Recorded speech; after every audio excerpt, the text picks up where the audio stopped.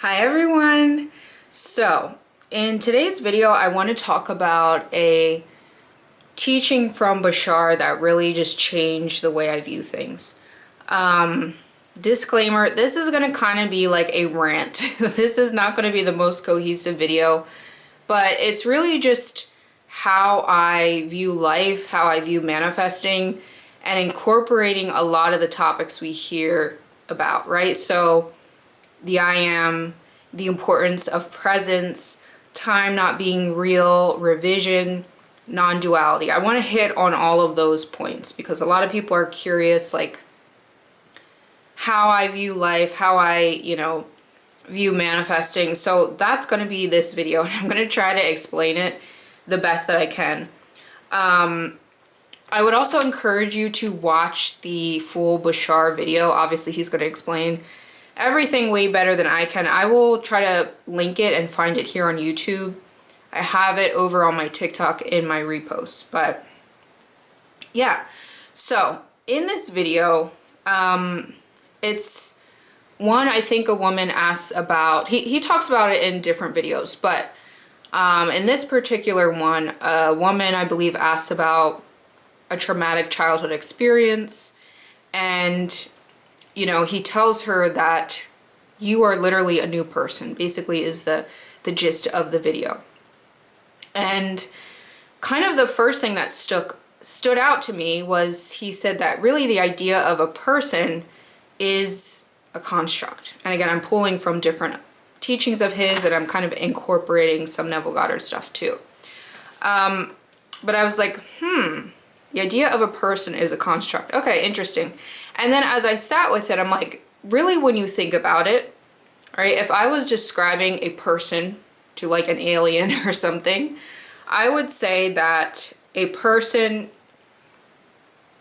is comprised of their personality, behaviors, appearance, memories, childhood, right? And some of these are a little redundant, but that kind of sums up what it means to be a person, right? And then when you dig deeper into each of those things, you realize all of those are mutable, meaning they're able to be changed, right? Nothing is like really inherent to being a person, right? Those are just kind of like descriptions of things that can be changed. And so obviously your appearance, your behavior, your personality, those are things that are going to change. But then you might say, well, what about my memories or my childhood, right? Like, that's who I am. Well, first of all, most of our memories, it's been studied, are false.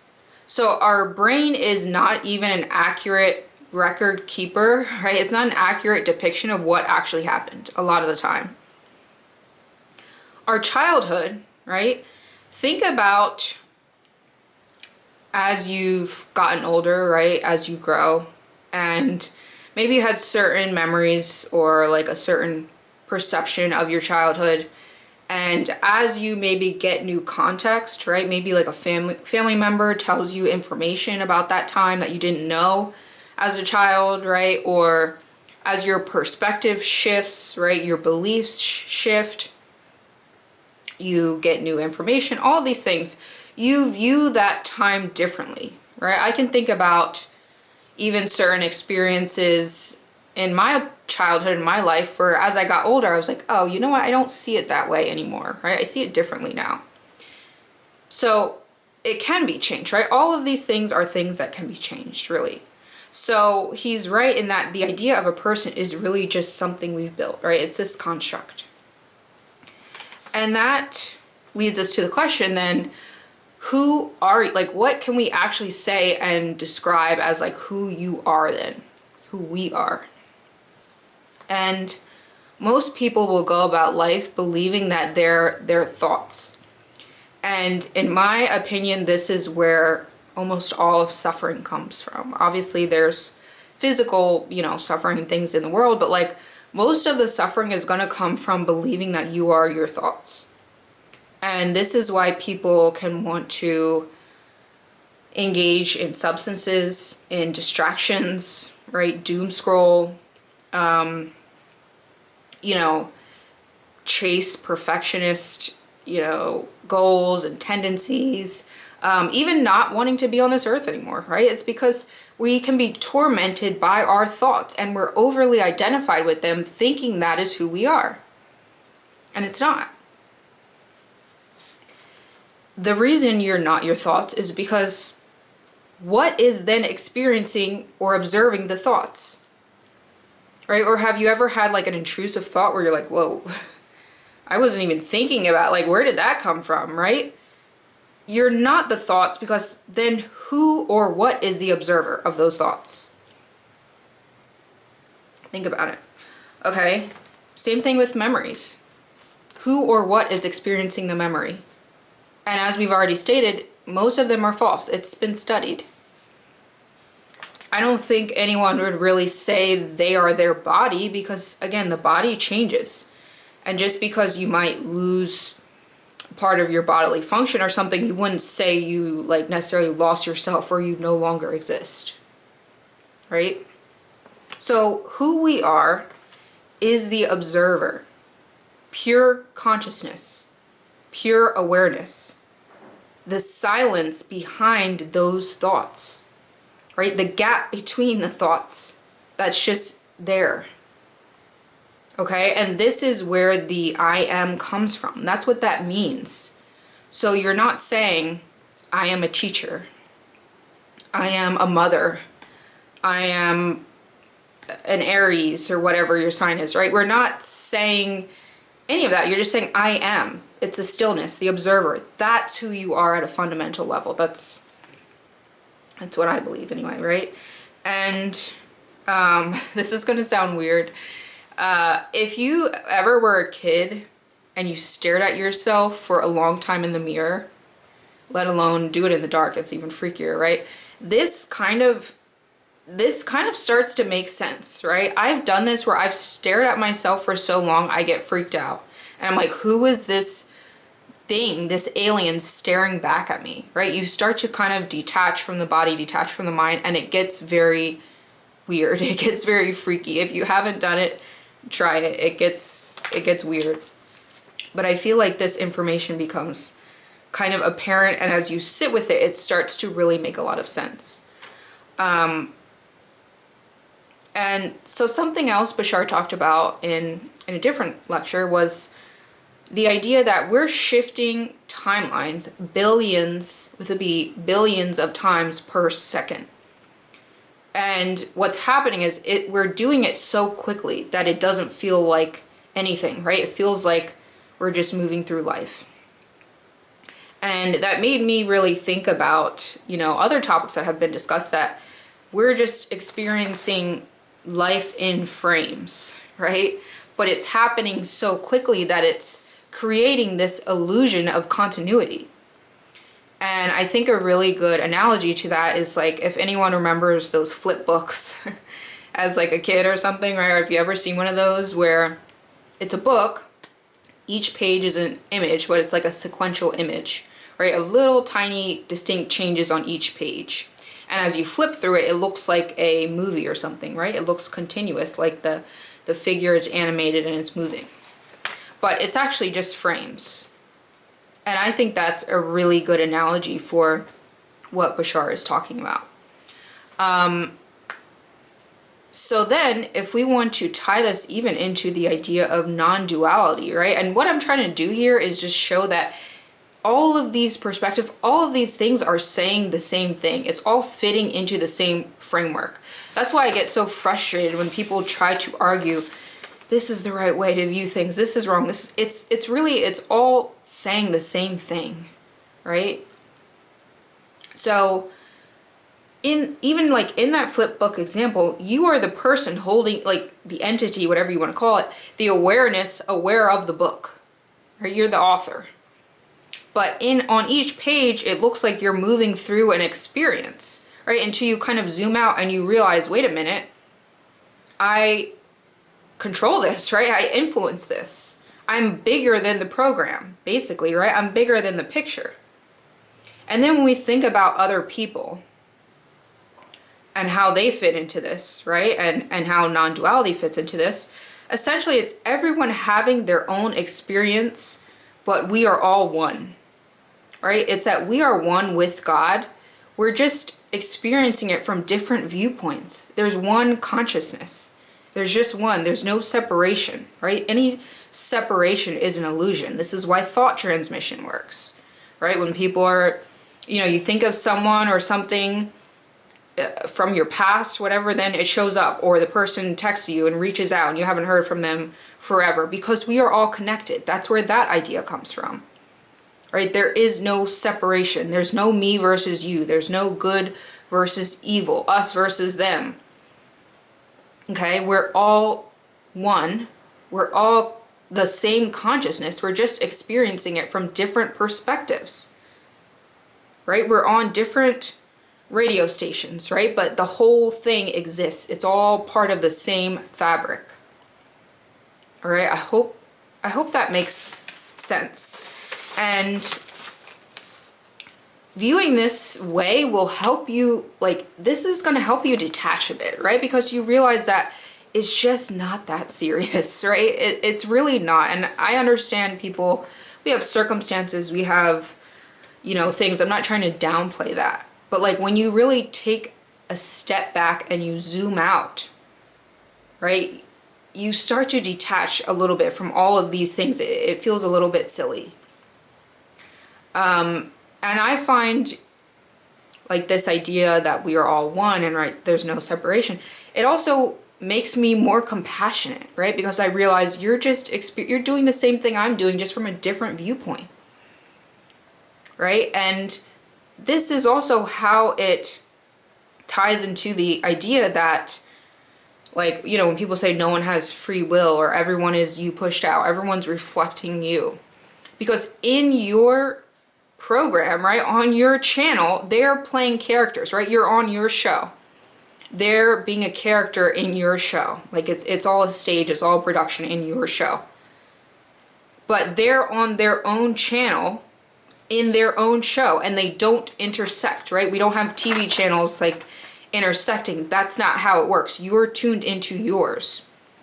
You create an influence. It's not even creating, we know this, right? You select the reality that you're on, your timeline, and other people will play their role on your channel, but they're on their channel and they don't intersect. Okay? I hope that makes sense. I'm just trying to break down a lot of these, it's so many different topics, and everybody thinks there's different, should I do the I am, which is it's not a technique, right? I'm going to talk about revision, but should I focus on presence? It's all the same thing, right? This is the larger framework of at least how I view life and manifesting. Now, the idea of revision and even presence. Think about, when we think about time, which, again, that is a construct as well, which is why revision is the same as manifesting, it's just in a different direction. And I'll explain that. But think about the idea of time. So I'm in the United States. We set our clocks back and forward for daylight savings time. We all just agree, okay, let's just move the time back, right? Let's just reset the time a little bit, just for I know there's a reason and stuff, the farmers, whatever, but basically for no damn reason. We just set our clocks back and we all go with it. Okay, it's not something that it's just something we've collectively decided on. And even within that, there are, for example, there's indigenous communities that experience and think of time completely differently than we do. I'm not even going to try to explain it because it's a little hard for me to even wrap my head around. But our way of time is not universal either, right? And there's people in communities also, not everybody's even on the same time zone. And I know that's someone will say, well, we still experience and move through time. Again, I think it's that kind of flip book idea. But the idea of time is also really it's not real. It's not something that's not changeable, is my point. So when you get into the idea of revision, when you combine that with the importance of presence, when you think about how we really view time and this idea that everything is just a frame, it's a continuous frame, but it's happening so quickly that it is giving the illusion of continuity. That explains why revision works, right? So the future is just the next now moment. That's the future, right? Because when you really break it down, all we're experiencing is now, now, now, now, now, now. I can't transport myself back into the moment where I said that first now. It's past, right? That frame has passed. Okay? So I'm only ever experiencing time in the present, in the now. So to me, why revision works is because when you, if we're combining the idea, stay with me here, I'm like trying to integrate all these things. If we combine the idea that we are the observer, we're the pure consciousness, we're the awareness. If you become aware of a different past, you disidentify with the one you perceive currently as your past, and you become aware of a different past. And we're saying that being a person is a construct. If you focus on that preferable past, in the now, you are a different person now, right? And Bashar goes over this, right? That you are literally, not figuratively, not like in imagination, you are literally a different person. Because a person is a construct. Right? Because the person, once you revise something, so maybe let me give an example. Let's say I grew up broke, which I did, but like, let's go with that, right? And that, let's say that really shaped how I view life in the now and how I view money, and it's made a lot of financial anxiety for me, right? I don't feel comfortable spending on myself and all of these things, right? I'm just in scarcity mindset. The only reason I am like that right now is because right now I'm aware of a perceived past timeline, which was just previous now moments, in which I'm viewing it from the perspective of I was broke, I didn't have money, I have to be afraid, blah, blah, blah, and I'm making that mean something right now. Because if I would just, like, let's say I would get amnesia, right? And I would completely forget about that past. Going forward, I wouldn't have these like money beliefs, right? Because I wouldn't be pulling any of that information, that data into the now. I wouldn't be aware of it, right? I wouldn't have, like, right now, I'm not observing it. I'm not aware of it. I'm not conscious of it. So then whatever I choose to do going forward, that's like my belief. Whatever I claim right now, those are my money beliefs. It's like there's this phenomenon that happens where people, I think it's if they go under anesthesia or like a coma or something, whatever, lose consciousness, they can wake up being able to speak fluently a language that they never knew, that they never could fluently speak prior. I think about that all the time. I'm like, that is so crazy. And I really think it ties into this idea that, like, we are limited by what we are aware of and what we perceive as our past. And, you know, you don't have to take this as a sign to go revise your whole life. Like, you can, and again, Neville Goddard was huge on revision, I think, for this reason. But revision, like doing all that, that's the same as manifesting. When you're manifesting, you're doing it kind of in the opposite direction. You're basically envisioning a version of you, maybe in the next now moment in the future, right? And bringing it into now. You're identifying with something that you want to be, basically, a person, right? This construct, this idea of who you want to be, this version of you, and you're thinking about it now, you're embodying it now, and then you bring it into the next now moment, right? As you embody that and you stick with that, it becomes who you are. I'm really hoping this is going to make sense. This is just kind of like how my mind works and how I view and integrate all of these different things. If it doesn't, feel free. I'll try to like maybe answer comments or make another video on this. Again, this was just kind of like a ramble, but this is really how I see things, right? Time, the idea of like a person, who you are, all of these things are constructs, right? And all that you really need to focus on is the now. Stop going back to the old story, the old identity, right? And again, non-reaction, this idea of like non-reaction, not giving the old identity, the old timeline, life and like emotional energy, is because you're not giving it awareness. You're not giving it more, you're not observing it more and more, and like being aware of these things that already transpired that you cannot go back to.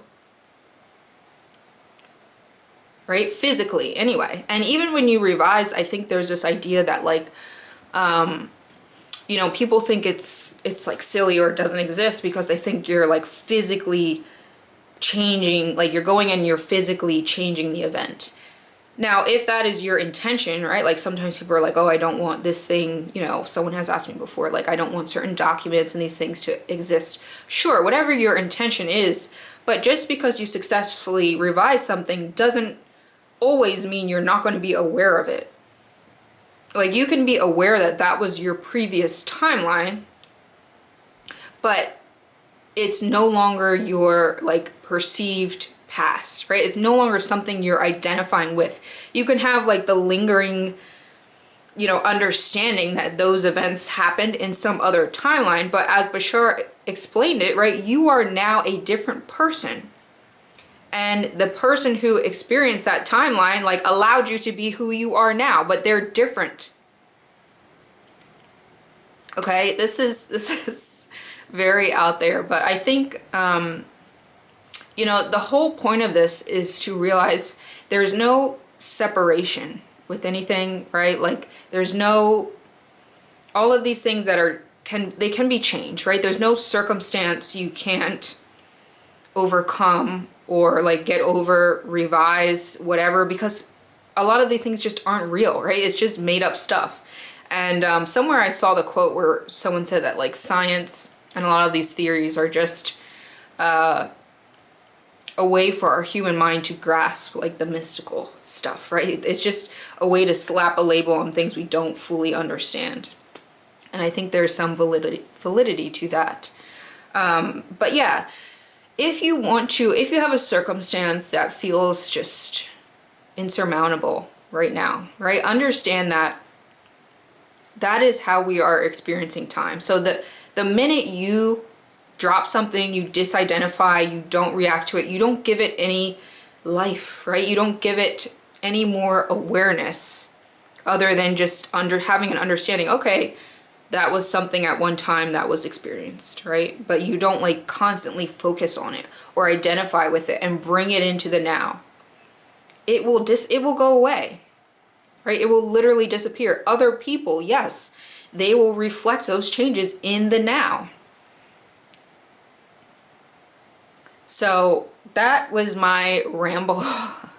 That is my ramble. That's how I see things. I'm hoping to like refine this to make it make sense, right? But I feel like it ties in the I am, the importance of presence, non-duality, revision, right? Manifesting, circumstances don't matter, non-reaction, like all of these things are tied into the same idea. If you have questions, I'm sure people have questions, put it in the comments. Maybe I can make a follow-up video or something like that. Definitely follow me on TikTok, and then I will put different resources below. I have a free newsletter you can sign up for below. I have my SP masterclass. A lot of people have had amazing results with that. And yeah, so stay tuned. I'm also releasing subliminals. I do custom subliminals if you're interested, but otherwise I am starting to release subliminals on YouTube. So if you have any requests for those, definitely let me know. All right, thanks guys.